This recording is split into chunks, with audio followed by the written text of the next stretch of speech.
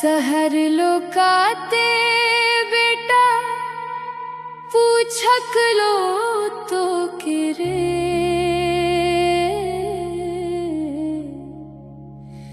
सहर लो बेटा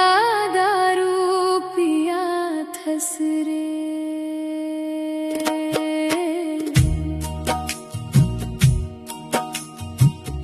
सहर लो बेटा दारू पिया थस काल्हा होवा थे घरे झगड़ा होवेला रे तोई बेटा दारू पिए के छोड़नी रे तोई बेटा हड़िया पिए के छोड़नी रे दारू हड़िया के नशा चढ़ेला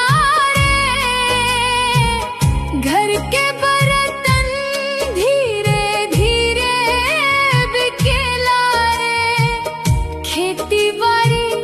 गोरू बछरू छूटेला रे देख देख मैया कर दिल रोवेला रे हंसी खुशी सब दूर भागेला रे नशा में घर के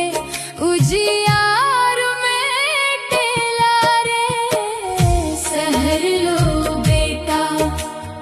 दारू पिया थस रे काल्हा होवा थे घर झगड़ा होवेला रे तोए बेटा दारू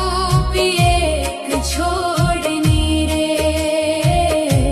तोए बेटा हड़िया पिए के छोड़नी रे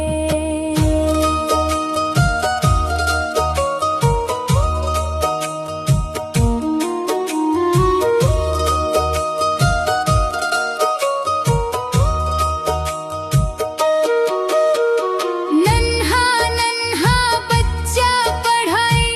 भूल जाला रे नशा देख के मनवा भटक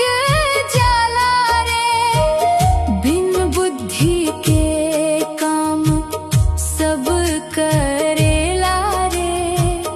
गांव भर में बात खराब होवेला रे बाप के रास्ता बेटा धर लेला रे सपना सब धुआं बन उड़ जाला रे तोए बेटा दारू पिए के छोड़नी रे तोए बेटा हड़िया पिए के छोड़नी रे सहर लोकाते बेटा पूछक लो तो के रे सहर लो बेटा दारू पिया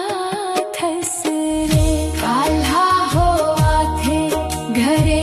झगड़ा